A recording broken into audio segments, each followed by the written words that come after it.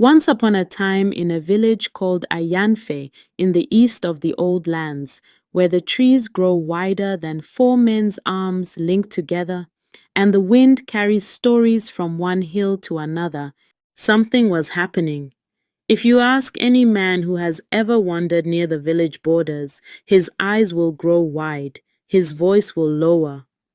They don't court men in Ayanfe, he will whisper. They hunt them. Ayamfe was not like other villages. In most places, men led the councils, chose their own brides, and held the staffs of power. But in Ayanfe, the women he holds the power, and the men follow behind like slaves. Here, when a woman set her eyes upon a man and her spirit agreed, she didn't ask.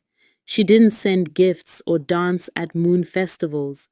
She simply gathered her sisters, tied red wrappers around their waists, and dragged the man into her hut before sunset turned to night. Some said it was a blessing.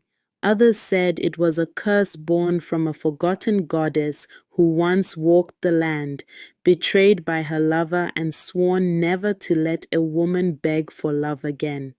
Either way, the men of Ayamfe hid. Young men wore clay masks, pretending to be elders. Boys wrapped themselves in raffia skirts, walking among masqueraders to escape attention. Hunters built underground dens. Some even smeared palm oil and pepper on their bodies to smell undesirable. But still, the women found them. Because the women of Ayamfe were sharp-eyed, they could smell men, they smell there, taste fear, and hear longing in silence.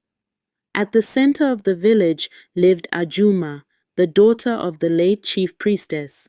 She was tall, with skin dark as fresh rain-soaked earth, and eyes that looked straight through bone and pride. Men feared her more than any spirit, or any of the other women. Ajuma did not run with giggles like the other maidens. She walked like a lioness on a quiet hunt. It was said that when she touched a man's shoulder, his knees forgot how to stand. Her hut was painted with red clay and charcoal, sacred signs that no man had entered it without her calling. And she had never called, not until the stranger came.